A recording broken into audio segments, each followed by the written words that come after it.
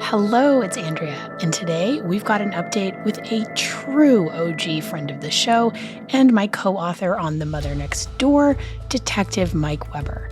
Mike is recently retired, so he is ready to share some thoughts about what is going on down there in Tarrant County, including an update on the political career of Mary Welch Sarver, formerly known as Mary Welch, an offender that we covered in season 1 and in the book. So PSA to you if you're in that area. Great reminder to us all to keep an eye on those local elections. Mike is also talking to us today about our season 6 case, which he has a lot of thoughts on and which he has been tirelessly advocating for behind the scenes with various law enforcement contacts, which we so appreciate. If you would like to support the show, the best way to do that is to subscribe on Apple Podcasts or Patreon. You will get 2 exclusive episodes a month, or 3 if you join our highest tier on Patreon. You can also help us out by rating and reviewing the show on Apple and sharing on social or wherever you talk to people. We would be especially appreciative of you sharing about our 6th season, as we are really hoping to see some movement on that case. In the meantime, thanks for listening, and now here's the show. Well, hello, Mike. How are you doing? Hello, Andrea. I'm doing wonderful. I'm sitting in beautiful Granbury, Texas at my neighbor's house with, I don't know, you probably can't see it because of the light, but with a wonderful lake view because my internet is spotty down here, let's say. Well, how is retirement? I'm feeling a lot like Forrest Gump with all the rain we've had this summer. I mow a lot down here in Granbury. I spend a lot of time down here. I still have my place in Fort Worth, but yeah, it's been interesting. I think I'm doing more work for free in retirement than I did, from everything going on. I just can't seem to get away from this. I guess it's just meant to be, I guess. I know you don't like to talk about your work in flowery terms, Mike, but I would say you're a busy retired guy. It's exactly what I expected. And as the beneficiary of some of that free work, I appreciate you. So Mike, one of the things that you are doing in your retirement is being a newly published author, because we had our book, The Mother Next Door, come out this February. So how does that feel to have a book in the world, your very first? It feels very, I guess, good. It was kind of a rush there in February with everything we were doing. And, things kind of took a while to settle down. But it was a very interesting process, obviously. Thank God I had you, or else it never would have got off the ground for multiple reasons, which we've talked about before. I went here, I did this on this day doesn't really work in the book world. Yeah, it's true that investigative summaries don't translate directly to narrative nonfiction, but all of that stuff was amazing. All of the raw material was incredible, and it was really fun to collaborate on that book. And and our publisher St. Martin's was fantastic. And we've gotten a lot of great response from the book. Like I think those things that trickle in, like I know you've gotten some emails of like how that book's sort of shown up in the world, and we will get to the goings on of one of the main characters of the book because it is very interesting. This is my first foray into nonfiction. The story doesn't stop when the book stops because all of those people are still out there. But before we get to that, I wanted to just chat for a few minutes about our season 6 story, our Lisa McDaniel case, because while you did not appear in this season, you have been involved behind the scenes, and this is part of your dedicated but unpaid work, which we appreciate you so much for. And you do know Michelle quite well. And I wanted to ask you just sort of about that, about some of the calls that you've been making, and where we go from here in terms of, from the law enforcement perspective. Right. Yeah, I reached out at your suggestion, or not suggestion. You called me and was like, hey, how do we get this in front of Birmingham Police? And I reached out and talked to homicide sergeant there several months before the podcast aired and said, hey, y'all have a possible uninvestigated child murder that's not your fault. It was never reported to you as a child murder. I'm almost sure of. And that y'all need to, look at this, open an investigation into it. Well, I think, originally, Mike, when we talked about it, originally I was coming to you asking if there Right. was any possibility, right? Yeah. Because there are certainly like some challenges with this, Oh, but sure. But you told me everything that you had, mhm. which was a lot. And here's the thing, that all needs to be looked at. I mean, you don't know if you never investigate something, right? And there is a ton of information here that can be investigated. I've looked at the laws in Alabama, even though Colin died in another city, a smaller city outside of Birmingham. You can prosecute it in the county in which any element of the offense occurred, which it's going to be. Some of those elements occurred in Birmingham, some of them occurred in, I think it's Calhoun County. So either one of those counties can investigate that. And I talked to that sergeant in homicide, and interesting thing, I know this because I worked at Arlington PD's police department, who had the same setup where their child abuse, their crimes against children's unit, did not investigate child homicides. And that can sometimes be a problem because child homicides are very different than adult homicides, especially one of this nature. And, now Arlington now does it where they, as it should be done, where they send a child abuse, crimes against children detective out with the homicide detective. So nothing is missed from either angle, which is how in fairness, I don't know if that's how Birmingham does it or not, but that sergeant just seemed not really interested. I gave her your number. I told her I don't have all the information this person does and can connect you with other witnesses, and they never reached out to you. Birmingham's a big city. They have murders they have to deal with. I think I looked the other day, they had like 3 shooting deaths in one weekend there. And so it's the typical story that we see all the time with these cases, is just a lack of understanding and do I really want to do all this work? Yeah. Yeah. I mean, I think that's a fair assessment. And I think, I really appreciate you reaching out because I think there is still quite a lot of perhaps eye rolling that can ensue when you reach out and you're like, I'm a true crime podcaster. And Right. they're like, oh, geez, Louise, Right. and so obviously I think I'm quite a legitimate true crime podcaster, but nonetheless, you always sort of run that risk. And so I think, we had hoped to get them, involved beforehand. But now, we are really putting a full court press on this. And I think that, one of the things I know from being in this community of true crime podcasters, a lot of what goes on in my industry is cold cases because there are a lot of them. And I think people who have never interacted with this system maybe just don't know how many cases go unsolved, how many murders are not cleared.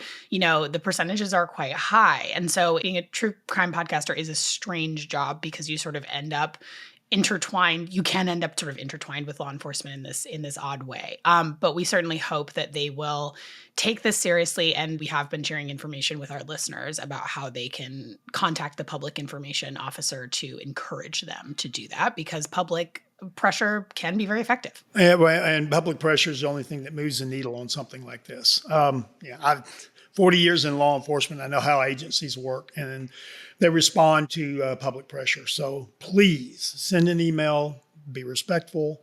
And, I get that oftentimes a podcast can be, it can be sensational. It can be whatever. So they may just dismiss it. It's a new form of media.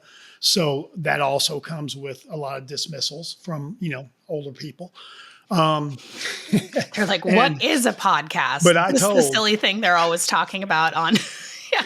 But I also told that sergeant, look, I wrote a book with this person. I know her level of research. She has tons of evidence that she has preserved for you guys. And I told her, y'all need to preserve this evidence because it was before, I think, before she erased all of her accounts. Yeah.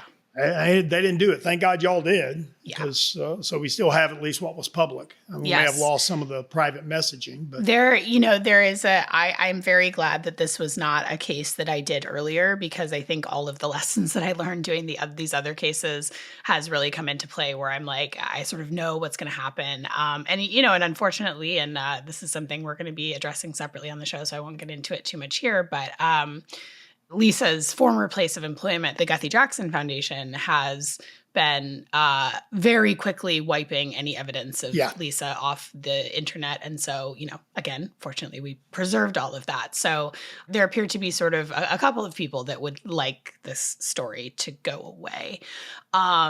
And we are hoping for the opposite for obvious reasons. So I wanted to also ask you about, this piece of sort of the broader context of the story. And, we're really hoping that this story can get people's attention. You have said for many years that the thing that is going to take to sort of move the pendulum back in the direction of focusing on child protection rather than prioritizing parental rights and being very fixated in the media on the narrative of the suffering of parents who are separated from their children, which both you and I acknowledge that is a difficult element of these cases and something that nobody wants to see happen if it doesn't need to happen. But right now we are very focused on those stories, and Georgia is no exception. Georgia has had a high profile case that has gone through there, the Hernandez case, where there was a lot of very negative press about the child abuse pediatrician involved. Surprise, surprise. And that has also ended in the results of that has also been a new law being passed and some new standards being passed, so called Ridge's Law.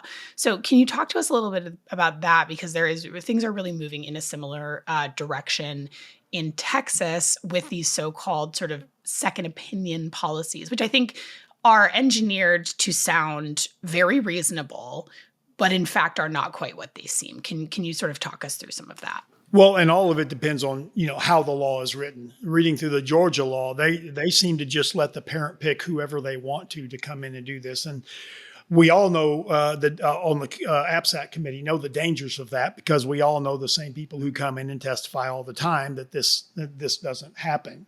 Looking at you, Dr. Bowles. Yeah. And Dr. Schaefer for, abusive head trauma. Yeah. It's like, right. it's actually a very small, it's a relatively small list of people, and they pop up all the time. But here's one of the things and that really bothered me about this law, and is bothering me kind of about our society in general, is, you can have that second opinion at your own expense. So if you have a ton of money, you can go out and pay someone to do this. What about the poor people? What are you doing for them? What are you doing for regular people? Yeah. Oh, 100%. And, actually, it's statistically, you're way more likely to be, if not sort of like fully like falsely accused, but you're more likely to be treated unfairly by the child protection apparatus and the legal system if you have less money, right? And so those same people that might really have their children taken away in a situation where that's, where that is not a necessary thing, or they are parents that could sort of work a program and get their kids back, those parents are the least likely to be able to go and hire a person to give them a second opinion and to, testify and work for them. Right. If you're going to do that, the state needs to pay for it for everyone. And They didn't do that. And then people also need to decide within that community if that's something they want to pay for, right? It's like that needs to go through a sort of democratic process of like, okay, so if you're saying this needs to happen, if this is so necessary to protecting parents and their rights, then we need to have that sort of enshrined in our actual legal system and process, right? Not just this sort of thing that gives people a loophole if they have the money to do it. Well, and that's what they did with this law. But the problem is, they've only protected a very protected class with a ton of money. Because Andrea, you've done the research. You know how much experts cost. Oh, they so are expensive. Not cheap. No, and that's also the motivation, right? I mean, I think that's where I was like, well, why would these doctors testify in court? And it's like, well, duh, because they're making a lot of money. Like, people absolutely underestimate what a lucrative cottage industry it is to be a child abuse denier. That sounds like I'm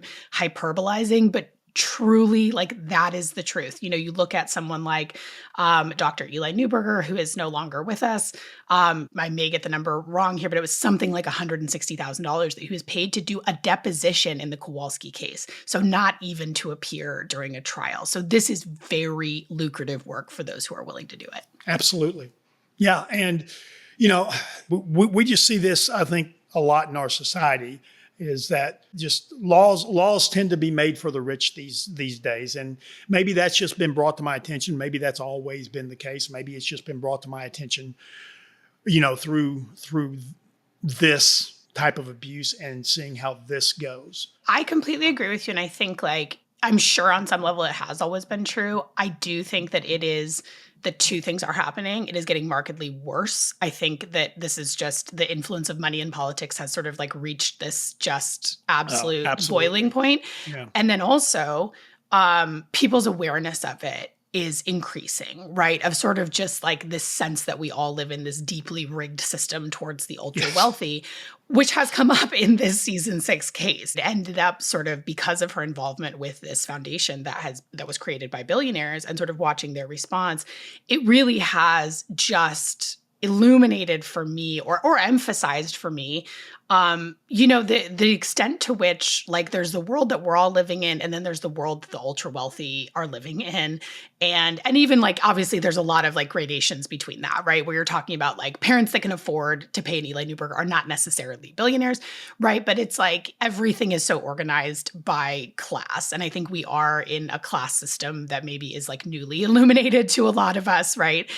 Because America has always pretended that it doesn't have a caste system. And now it's, I think, becoming quite obvious that we do. And I think, where it intersects with the healthcare system, I think is really fascinating, right? Where you sort of look at who can effectively pull this abuse off in the first place, who can afford to fight these battles when they end up ensnared in the child protection system. When we talk about someone like Sophie Hartman that has wealthy parents, when we talk about, or just the ability to fundraise, right? I don't know if the Hernandez family is actually wealthy, but they were able to sort of get a lot of national media attention, and they were able to, fundraise. And, that's the same as Lisa McDaniel, right? Where she was now not for the legal protection, but just in order to pull off everything that she pulled off. I mean, we are only now scratching the surface of what looks like quite a truckload of financial fraud that's happened in this case. So I think it's really following the money is a useful thing, I think, from where I stand right now. Yeah, absolutely. And, there should be also a fraud investigation into all Lisa's behavior. I think the federal standard is $1 million. So you're not going to get it across state lines. You're not going to have the feds adopt it. So it's going to come down to an AG's office. If you're a fraud investigator in either of those two states, or reach out to Andrea or me. You're welcome to come be the hero of this case, please. Right. But that brings up another issue on trying to get the publicity out there, and kind of some of the pushback you're going to have on police agencies, and more importantly, police administrations is, Guthrie Jackson, the Guthries are very rich, right? So if they don't want this out there, how hard are they going to push? How hard is UAB going to push? Because they obviously didn't report suspected abuse when they should have. Yeah. Yeah. I mean, it's definitely a David and Goliath situation here. And I believe that the response we've had from this case right now, I believe this is something that people are really going to care about. And, you've said, again, going back to what I said before, that you've said that it's going to take a high profile death for us to get movement on that. I've said it's going to take a high profile death of someone whose family is very rich and very powerful. Right. So unfortunately, we don't have that. Right. So that's one option, right? Yeah. Or we can try our best to make this death high profile because it is something that people should care about, and they should care about it regardless of whether it happens to a rich family or not. That is sort of one of these things that has come up in this case, right? Of it's really come down to, I think, with this question of even with these, as we are taking a look at these rare disease foundations and these, that are funded by wealthy families, there are rare disease foundations that are not funded by wealthy families. But when you're looking at this particular sort of subset of foundations it really becomes this thing of whose life matters. And I think that is really dark, but it's something that we need to really pay attention to. And I think most of us want to live in a society where the lives of all children are precious, and we care when one of them has been harmed, or especially when one of them has been killed, potentially, that we care about that quite a lot, regardless of how wealthy and powerful that family is. We'll keep on fighting the good fight. We've spent quite a lot of time on the show talking about what Tarrant County and what your part of Texas has done right. We have talked a lot about, Sheriff Bill Wayburn, who's been quite a good ally on this. We've talked about Representative David. Well, I don't know actually if we have talked about Representative David Cook, but you and I know about, there's there are government officials that care, right? There are people that care. We've talked about wonderful Dr. Jamie Kaufman, who's the child abuse pediatrician down there. And we've talked obviously about your incredible work that you've done there. But there is quite a lot of pushback in your area as well, in particular from the DA's office. So I wondered if you could sort of talk about the shifts in the climate there and kind of what you're seeing and wanting to raise really some alarm bells about. Yeah. And, for those who've read the book, you've heard a little bit of this. But the confrontation with Rosanna Salinas, the chief of the criminal division of the Tarrant County DA's office, that was in 2023, I believe, May of 2023. So Phil Sorrells took office as elected DA January 1st of 2023. Sharon Wilson would not allow a training to be done on this for her attorneys. So when he took Sharon office, Wilson was the former DA. Yeah, Sharon Wilson was the former DA. She wouldn't allow a training to be done on these. I have no idea why. So when he took office, they reached out, and there are people there who want to do the right thing. And they reached out and said, hey, will you do a training? Will you and Dr. Kaufman do a training for our attorneys? And this is specifically on Munchausen by proxy abuse. Specifically on Munchausen by proxy abuse. Dr. Kaufman did the first 30 minutes. I did the second 30 minutes.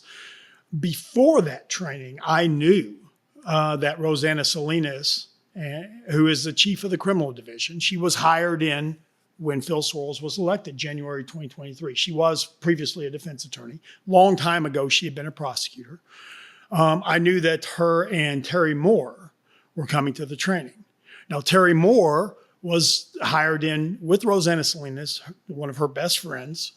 She was hired as deputy chief of the criminal division. Terry Moore was also the defense attorney on the Danita Tutt case. Terry Moore would tell anyone that would listen that Danita Tutt was innocent, even after coming to the DA's office. So the Danita Tutt case is quite a fascinating case. Can you give us just a brief description of what that case is and what went down? I mean, very similar to the Gant case, very similar to season 6. She claimed GI issues in her child, got a feeding tube placed, said he couldn't tolerate tube feed, said he couldn't tolerate TPN, got him placed in hospice, had bought his casket, planned his funeral. How old was the child at the time? I think he was 11 years old, and he weighed 13 and weighed 52 pounds when he was separated. Gained half his body weight in the first month. Thankfully for the hospice nurse, who had been I think she was a child abuse nurse before or had some connection to that. And she suspected mom and conned the con artist into going home for 36 hours and said, hey, you want something to eat? It's like, yeah, I want burritos. So he ate 3 bean burritos and had no problems. And she called CPS, and they separated right away. Danita was convicted of attempted murder and injury to a child, serious bodily injury. She only was sentenced to 5 years, but we'll take it. It was obviously a compromised verdict. The jury was out for like 2 days before they came back with guilty. And then out another 2 days before they came back with the sentence. So obviously, what do you mean by a compromised verdict? I mean that probably there was a person or two that on the jury. You never know, but probably. Oh, you mean just that there was disagreement amongst the jury? Okay, not compromised by something illegal. Okay, got it. Okay. Yeah. Okay. Yeah, in the jury room. I mean, I'm guessing, but that's a pretty good guess from my experience.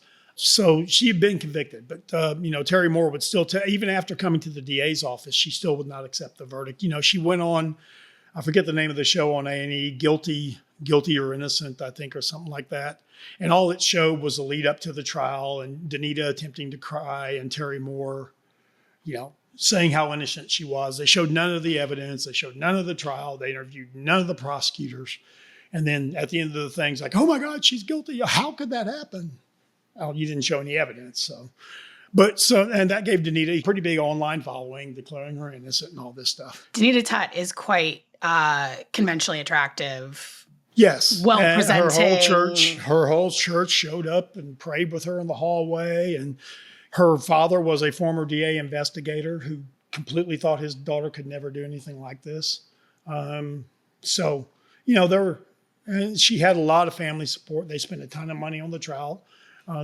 Terry Moore was a good defense attorney. And, they spent a ton of money for her to defend Danita. But anyway, they both. So you've got Terry Moore and Roseanne Salinas who are sort of sitting in this, right next to each other. Danita Tutt is innocent camp in this, just sort of on this side of things. And they come to your training with Dr. Kaufman. And what I haven't said is I knew they were coming with the specific intent to discredit me and Dr. Kaufman on this abuse. Why would you want to discredit your child abuse pediatrician when she's going to have to testify on other cases?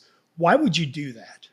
You're going to hear her reference Dr. Pirawani. He was our former ME investigator. 2 years before this, he was found to have lied under oath in a murder trial by a state district judge, and he had to resign in disgrace. He also believes you can't shake a baby and hurt it. He's in that camp. And so when she talks about her side weird tangent about shaking baby, she's getting that from Dr. Pirawani when Rosanna Salinas talks about it. Now, Terry Moore is sitting right next to Rosanna Salinas during this whole thing. When I say that I knew they were coming there specifically for the purpose of discrediting me and Dr. Kaufman, I have evidence that I'm not ever going to accuse an attorney publicly of anything that I don't have evidence of. I have absolute evidence of that. I will keep that evidence always to myself, but unless forced by a lawsuit to turn it over. But I have evidence of that conversation. So Terry Moore is sitting right next to her. We'll play the question and answer period in here. When she starts, the very first question is from Rosanna Salinas, and she asks why I'm not charging doctors. That was Terry Moore's closing argument in the Danita Tutt case. It is almost word for word, her closing argument. I was there for the closing argument in that case. And even though I knew it was coming, you always go back and you think about things you could have said. And one of the things I should have said is, if you start charging doctors, they're not going to testify against mom. You're going to lose any testimony against the main offender. I did say that they're never going to report this abuse. There's a clip in there. She's going to reference a case. That's the Olivia Gant case in Colorado, where mom, same thing, got the child put in hospice, cut off food and water, killed the child. And they suspected abuse and did not report. And she's going to talk about, those doctors should be held accountable. And I say, well, that may be so in Colorado for whatever, but it goes off the rails pretty quick.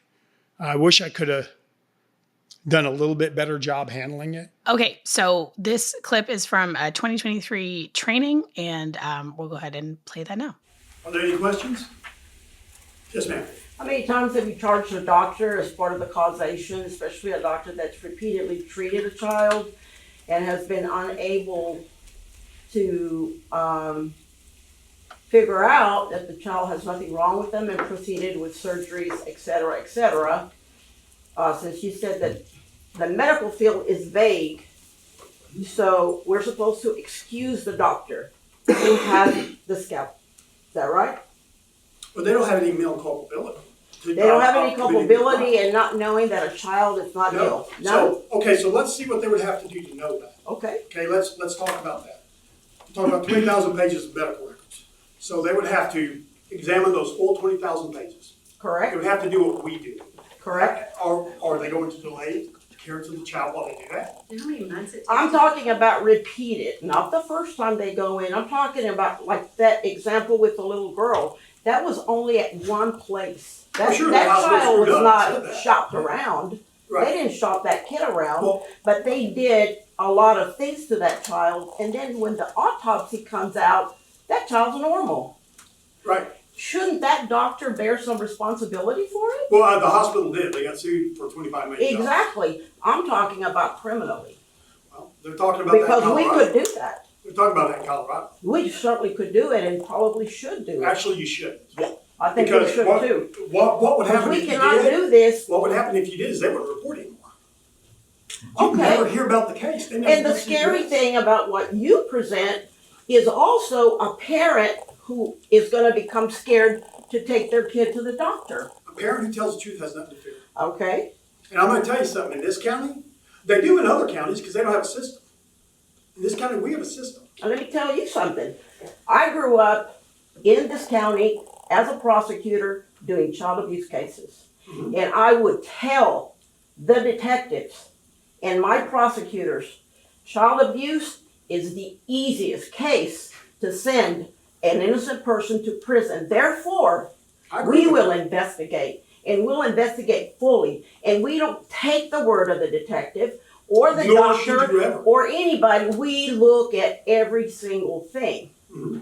So when you present this and the way you present it, it is scary. It is scary, scary business what you are telling us to do in these types of cases. And I'm not saying that this doesn't happen.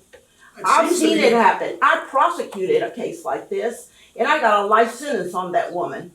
And I do believe to this day it was Munchausen.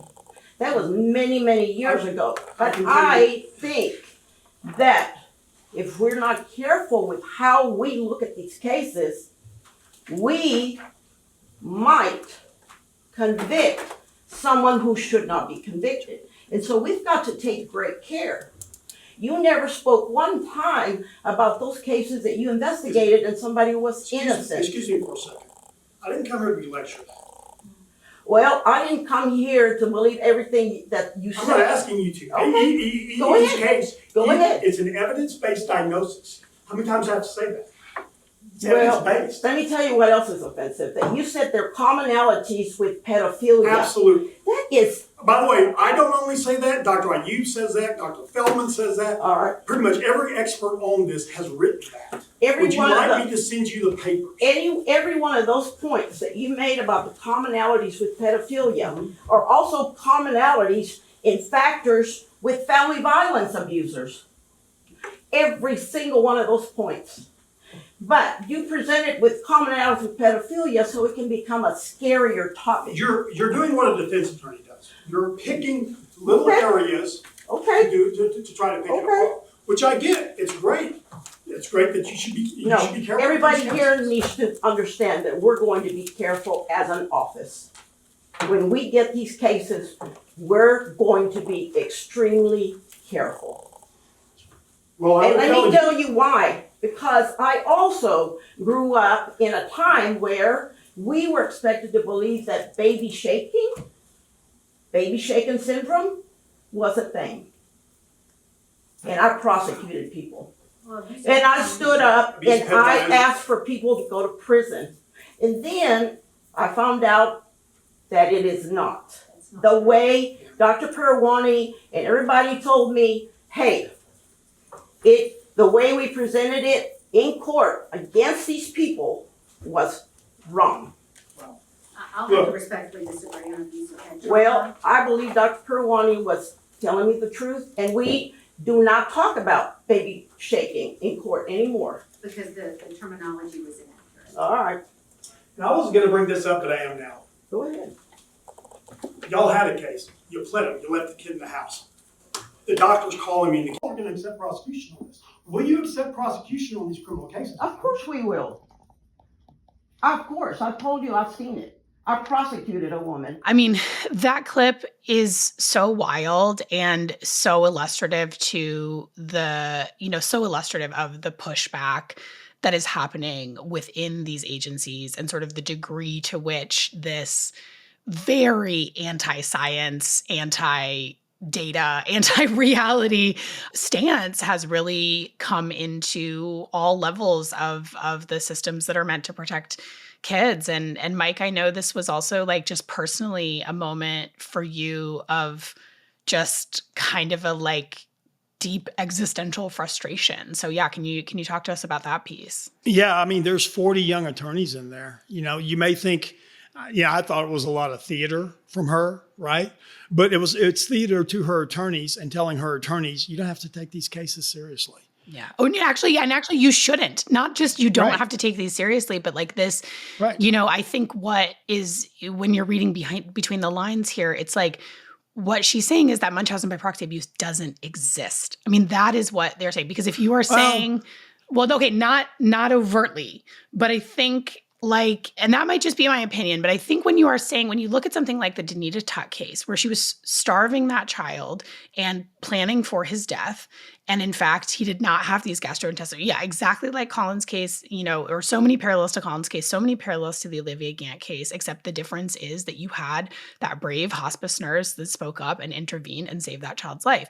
And when you have that clear of evidence and you have people saying, oh, well, it's the doctor's making a mistake and it's this mom, like that's just, you're completely gutting the entire thing, because if you're taking it away from the actual abuse perpetrator, right? And the involvement of doctors can be complex. And I think there are some huge problems with the hospitals, but it's not that doctors are in a conspiracy to falsely accuse parents or that doctors are intentionally torturing children for no reason. It's like, the problem is when doctors don't report. And we've seen, looking at sort of these three cases as a triptych, it's like in the Olivia Gant case, you had like the reason those doctors were culpable is because they signed a DNR while there were active concerns that this was abuse. And there was that documented disagreement and they should have reported.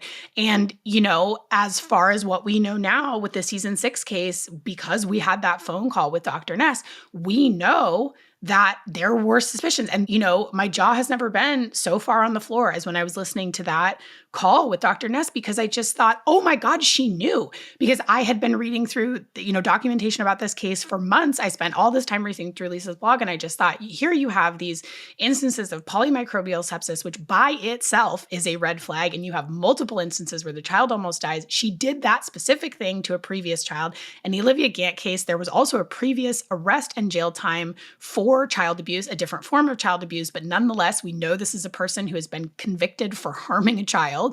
And like the fact that these just, that there was no reporting and that they did not report the abuse when you have just these absolute red flags. So it's sort of like, that is where the doctors are culpable, right? Where they're not reporting, where they're going against what is in front of them, where they are not upholding their federally mandated duty to report suspicion of abuse, not confirmation of abuse, not evidence of abuse, reasonable suspicion of abuse.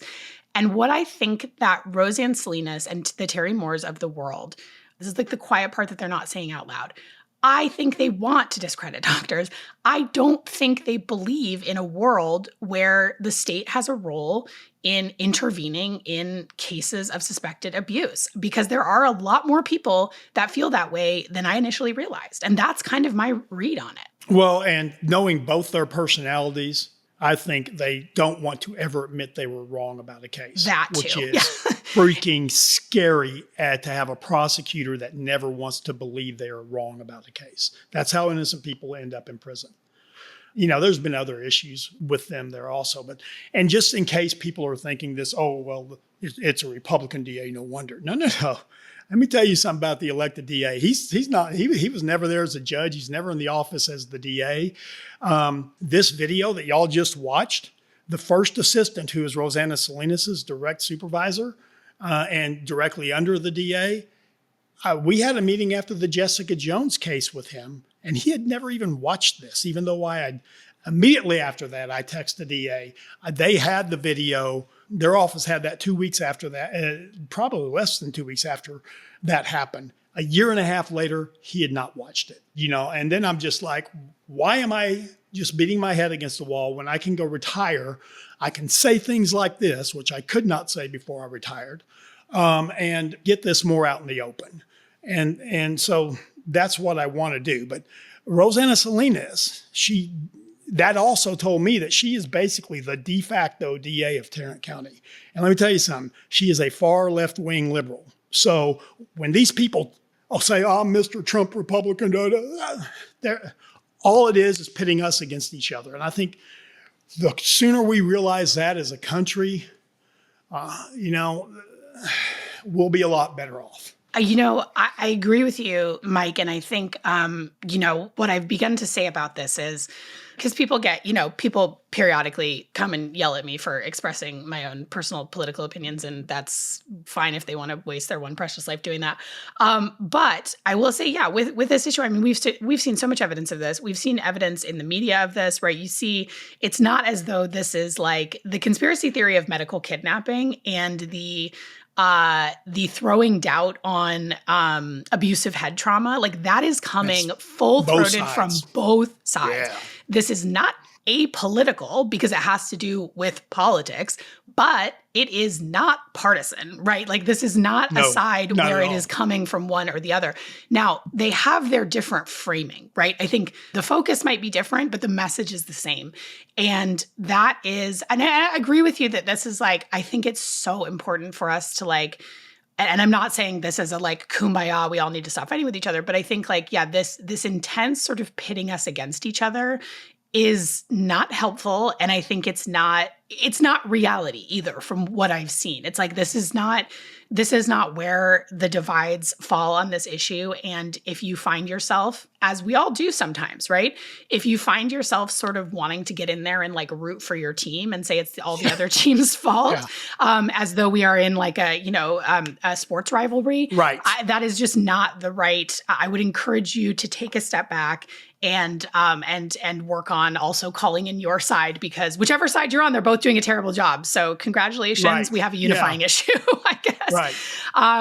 So meanwhile, elsewhere in Texas, one of the main characters from our book, to whom the third section of our book was dedicated, the artist formerly known as Mary Welch, has gone through a bit of a rebrand. Speaking of politics, Mike, would you like to tell us what Mary has been up to down there in Texas? Speaking of stuff I didn't want to be involved in that have come to me. After the book published, it took a while, but it's made its way down to Johnson County, which is just south of Fort Worth and Dallas. It's a little bit more rural, but it's a fairly large county. It borders immediately to the south of Tarrant County. And Mary is, Mayor Pro Tem of Grandview, Texas. And right about the time the book published. What does Mayor Pro Tem mean, by the way? I mean, from what I've been told, you sit in for the mayor when they're not. It comes with no power, but you sit in for the mayor when they're not there. But Mary is also the chair of the leadership committee on the National League of Cities, Small Cities organization. She apparently goes to Washington all the time to hobnob with politicians. I'm getting a lot of people telling me stuff. I want to be very clear. I am not investigating Mary Welch. That is over with. But, she got very close with State Representative Helen Kerwin down there. I met with people down there. Someone called me, asked me to meet with some people that needed to know some things. I won't say who, but I did meet with them. And I just told them, hey, she's going to be a problem. I just know her. I'm just telling you, you should look at this. Here's the book. Read it. She's going to be a problem, just so you know. I left that meeting. I came home, and then I got a text that night from the person who arranged that meeting and said, yeah, she just got elected to the Central Appraisal District Board of Johnson County. And then I later got information on a recording that she claimed to be a mortgage broker and a real estate broker during her verbal application. And she's never been either. And then I'm like, well, hey, that's y'all's problem. Y'all deal with it still, right? I'm still just like, y'all deal with it. And Mary is she's going by a different name now. Yes, I'm sorry. She changed her name to Mary Baker Sarver. Baker is her maiden name. Sarver is her married name. I think she's been married a couple of years. Like I said. Yeah, so I think this is marriage number 5. I've lost count, truly. Yeah, I don't know. And so I get sent a screenshot of her posting on Facebook that she is going to lead a human trafficking initiative in Johnson County. And I'll be damned if I can do anything to stop her from being involved in child victims of abuse. I'm going to do it. So, I've just made an Instagram post detailing, with her post and then all the posts of what she said about me in 2022, calling me a corrupt cop, and just totally lying about what happened in the investigation, saying Doug was the driver and that I'm friends with Doug and I was vindictive, so I investigated her for, I pinned the Medicaid charge on her out of vindictiveness. I didn't even investigate that case. The Texas AG's office did. I'm not a fraud investigator. So I did that post laying all of that out there, and that led to me having contact with people from State Representative Helen Kerwin's office. You know, she told the district director for Helen Kerwin that she was a nurse. She apparently bragged about being a NICU nurse on the bus trip all the way down to Austin for Helen Kerwin's swearing in. She was very tight with Helen Kerwin, and one of the people who kind of, I guess, hate to say handles Helen Kerwin, right? There's always people in the background with politicians, and usually money people or influence people. And both that influence person and her district director read the book. My advice to them, very frankly, was y'all need to come out and let your constituents know. Just say, look, I've been fooled. We're distancing ourselves. Oh, they didn't do that. They've taken the Guthrie Jackson approach. This never happened. This never happened. And what I think they're going to do is they're going to try to deny that they were ever as close to her as they were. And, you know, why do you just, I don't understand people who just want to hide things from the people who vote for them. I don't, well, Yeah, I mean, it's all about keeping power, I guess. I don't know. It is, but I think It's so much easier to tell the truth. It's so much easier to tell the truth. And I think people need to understand, people that are, you know, if you're high profile, if you are a politician, if you are a wealthy person who's running a foundation, if you're someone who's sort of concerned about your reputation on a public scale, I would say to you, look, when you're faced with one of these situations, when this information is brought to your door, number one, unless you were just willfully negligent at some point, like, it's not your fault, right? It's not necessarily your fault that you got taken in by this person. You know, now people should do their due diligence, but you know, these perpetrators are very good. I mean, with someone like Mary Welch, she doesn't have a conviction on her record. So even though there's a lot of information, I mean, a Google search, yes, gets you a lot of that's stuff. a good point. I rescind. Yeah. I mean, in the case of Mary Welch, right? A Google search now, she has changed her name. She has, and I think like it is extraordinary. They knew her as Welch.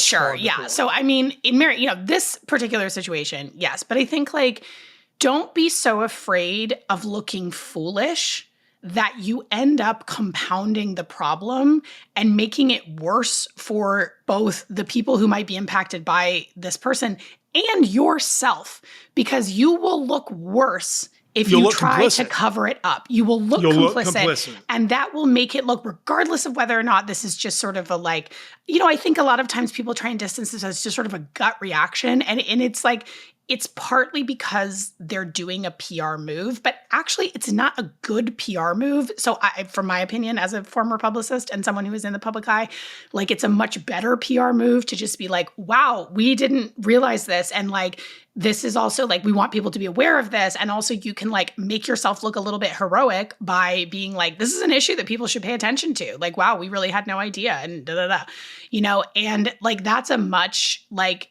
and it's not the choice that politicians choose. A lot of times it's not the choice that high profile people choose. And I think part of it is because they assume that they can kind of put a cap on the story, which was possible. I think some of this is old media hangover, right? Like, I think that was possible back when we were in the media environment of 25 years ago.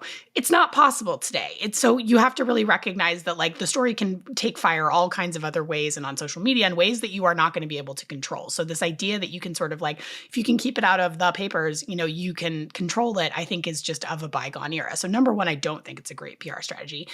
Also, I think, and I wonder what you think about this, Mike. I mean, I think that there is, and I think about this just sort of on the psychological and emotional level, I think there is such a deep discomfort with the idea that you have been taken in by one of these people and of just like not wanting to look at it.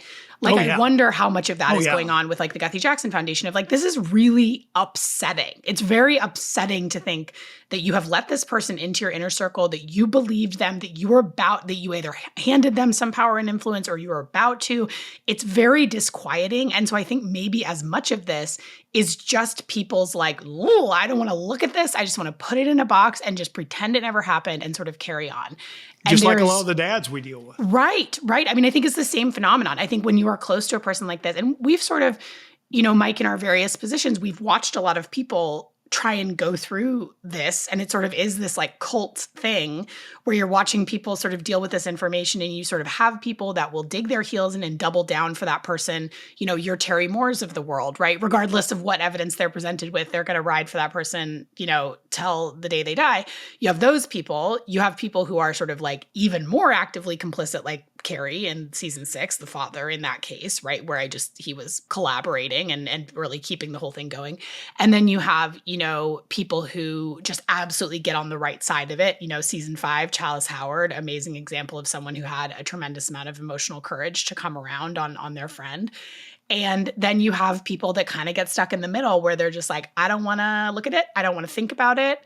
I am not going to continue to defend this person. However, I'm just going to pretend it never happened. And I think that's a really treacherous place to be in. So I would encourage people to mine for their own emotional courage when faced with this difficult information, because the cost of not doing so is tremendous. What I was going to say about Mary's behavior, that's not all she did. I've heard from the chairperson of the Texas Conservative Party. She told her that she's a cancer survivor. Now, did she get cancer from 2014 to now? I don't know. What I can tell you is in 2014, she could provide no evidence, was extremely evasive on a recorded call. And, she claimed then both skin and breast cancer during that time. So, I mean, it's just a continued con. And, right. and I think people need to understand them, like, sort of first and foremost as con artists. Because yes, absolutely. This rebranding of sort of like, they have that in common with other pathological liars, right? Like scammers, like, financial scammers, people who lie about military service, your Rachel Dolezals of the world who pretend to be Black and the victim of hate crimes, like those that kind of makeup. And that's why I think they have this very sort of extraordinary ability to remake themselves, because if nothing about you was real to begin with, you can just sort of like hit the reset button and be like, well, now I'm a hero for child trafficking. It's sort of like, you can remake yourself endlessly if none of it's real anyway. They sort of have this chameleon ability. And I think that's like, it really, like, both Lisa and Mary Welch really show how dangerous it is to let these people get off, because they will just continue to lie, scam, harm. Extremely compulsive behavior that, especially with the advanced offenders, it doesn't stop. Yeah, especially if you're smart, you present well, you're, articulate and polished. And like, I mean, those people can just get away with just almost anything. If you're to the point of inducing symptoms or getting major surgeries done to your child, I think you're always going to continue that behavior. Yeah. That's personal opinion. I just think it's a compulsiveness that you're not going to stop. Well, and I think the people that we talk about on this end of the spectrum, which is really the people we talk about on the show, right? I mean, we're not really talking about people who are on this other, just doing it online, doing the sort of minor things. I think that utter lack of empathy is also something that just will shape someone's behavior for the rest of their life. Well, and going back to Mary for just a second, I do want to say I don't think Representative Kerwin, I don't think she knew any of this beforehand. I also want to say, when I went to Austin, you got to remember, Mary was in Austin. Mary was in the Capitol. Mary's talking to people. I sat in Representative Lacey Hull's office, and she told me point blank that they're putting innocent women in jail for this abuse in Tarrant County. And I asked her for a name, and she couldn't give me one, because she's just repeating propaganda that she's heard from people. Maybe she heard it from an offender named Mary Welch. Yeah. I mean, people get real quiet when you ask them for examples, I've noticed. Yeah. That's kind of some of the battles you face in this. And I am done not talking about people who say things that are just ridiculous. I don't have to do that anymore. Mike's unleashed. Mike is unleashed. I'm retired. I can say, people are, well, you may not get a law passed. Well, you know what? We ain't got a law passed the last 4 sessions. They need to hear some hard talk. And if I don't need to testify at a hearing, at a committee hearing, that's fine. We have plenty of other people that can. Yeah, I really, at this point, also being a person who's spent, a lot of the last 5 years trying to get people to pay attention to this, trying to get, in a different venue, but people need to understand the stakes. And I think the reason I really hope that season 6 in particular makes it to as many years as possible is that I think, these other cases where there have been these close calls, right? The Mary Welch case, the Danita Tuck case, the Maya Kowalski case, my sister's case, Sophie Hartman's case, where we have had so much evidence that those cases were hurtling towards death. You had these parents driving in that direction, escalating treatments, escalating the abuse, and talking a lot about death, talking a lot about how their children was going to die, telegraphing, in my opinion, their intentions. And yet, because of the heroic actions of doctors in those cases, to raising the alarm, those children survived. And so in some sense, although I am obviously very glad those people did those brave things and those children survived, and I think we need to recognize who it was that intervened so those children could survive, right, rather than villainizing them. But I think also maybe people have not understood how real that outcome is until they're faced with it, until they're faced with an Olivia Gant, until they're faced with a Colin McDaniel who was not saved. Because I think people really need to understand what is at stake and that it is the life of an innocent child. And, the other side of this does not shy away from intense language and from, making sort of all kinds of allegations about how evil these doctors are and blah, blah, blah. So it's like, we're telling the truth. So I don't think there's anything to shy away from. Right. Neither of us is inclined to say anything that we can't back up 6 ways from Sunday. Well, and the good thing about my actions and some actions of the people and having those conversations with Kerwin and her people were that Mary Welch is no longer going to head a human trafficking task force. The rumor was, and she had told people in Johnson County she was going to run for county commissioner. She has not made that announcement since. And there was, she was supposed to appear with Helen Kerwin on the stage. And she said, stand by for a special announcement in her little post. And I think that was going to be her announcement. And I think the handler down there, before he read the book, hopefully it's changed things. I'm not real sure about that guy. I think his plan for Mary Welch was, Helen Kerwin's 77. She's made clear she's going to run one more time and then she'll retire. His plan was for Mary to get elected to the CAD board, serve 3 years on the CAD board, then get Helen's endorsement and run for Helen's seat. Mary has told people in Johnson County, and this is going to sound ridiculous, but look how far she's already gotten. She has told people in Johnson County that she eventually wants to replace Ted Cruz as U.S. Senator. And yeah, we're not going to get legislation passed if she is in the House or anywhere near state politics. And I have reached out privately to high-level Republicans in that county and let them know you have the biggest fox in the henhouse and she is going to cause your party huge issues in Johnson County. You can take care of business. Will they? And one more thing about her. There is, I do know that there was recently an election fraud report filed with the Johnson County Sheriff's Office because when she was elected in 2022, it is alleged that she didn't live in the city. Good that times. She is, mayor pro tem of. Yeah. So, and I don't know. That's Johnson County's business. Yeah, no, but they should take it seriously because also boy, even if it's only out of self-interest, you are giving your opponents just a hell of a, but by the time this airs, it's going to come out that she has a primary opponent. That's already going to happen. Yeah. So, I think, yes, just being realistic about people wanting to do things in their own self-interest. But I think also for those comms people out there that are thinking about how to handle such stories, we do not live in the era of catch and kill anymore. It is not possible to do that. So. But the Cleburne Times Review was given the book and given all of this information, and they have yet to do anything. I gave them information in 2022 when she ran for election, and they didn't do anything. So is it really dead? Well, I will say, that strategy is not. Yeah. That strategy is not dead. But legacy media is not what it once was, and it is not the only option. The reason it's slowly it's dying a slow, painful death is because they continue to do things the old way when there's a whole new way of going about getting things out there. Yeah. Yes. So face it head on, be brave, tell the truth. Those are my pieces of advice for all the folks down there dealing with the apparently at this point unsinkable Mary Welch. A week of my life I'll never get back, by the way.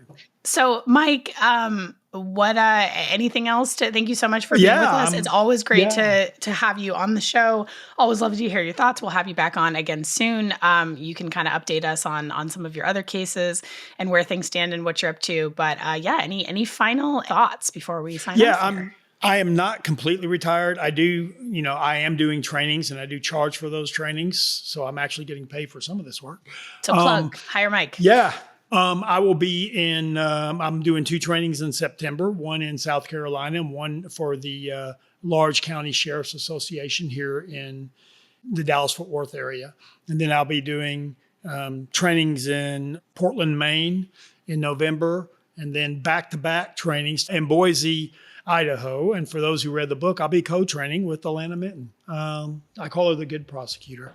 And then I'll be flying out that night and training the next day in Rockford, Illinois. And so I am available for training bookings, MikeWeberConsulting.com. Just reach out to me. Okay, we'll include all that in the show notes. And thank you so much for being on with us today, Mike. Well, sure. Thank you, Andrea. Nobody Should Believe Me is produced and hosted by me, Andrea Dunlop. Our editor is Greta Stromquist, and our senior producer is Mariah Gossett. Administrative support from Nola Carmouche.